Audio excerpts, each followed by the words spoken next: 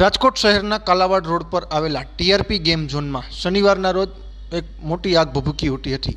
આગને પગલે 5 કિલોમીટર દૂર ધુમાડાના ગોટા ઉડ્યા હતા.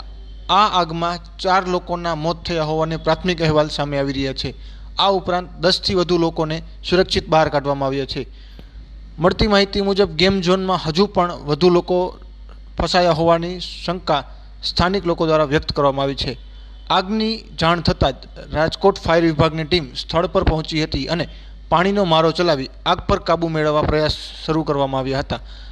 આખું ગેમ ઝોન આગમાં બળી ગયા હોવાની હાલ વાત સામે આવી રહી છે. ઘટનાની જાણ થતાં police commissioner Raju Bhargav, collector, municipal commissioner તેમજ અન્ય સ્ટાફ પણ સ્થળ પર પહોંચી ગયો હતો અને કામગીરીની નિરીક્ષણ કર્યું હતું. આ ઘટનામાં હાલ મૃત્યુનો આંક પણ વધે તેવી આશંકા સેવાઈ રહી છે. ઘટનાની જાણ થતાં સીએમ ભૂપેન્દ્ર પટેલ દ્વારા પણ ટ્વીટ પર ઘટનાને લઈને દુઃખ વ્યક્ત કર્યું છે તેમજ વહીવટીતંત્રને ઝડપથી રેસ્ક્યુ ઓપરેશન શરૂ કરવા અને સારવાર મળે તે માટેની વ્યવસ્થા કરવા માટેની સૂચના આપી હોવાનું પણ તેઓએ ટ્વીટમાં જણાવ્યું હતું.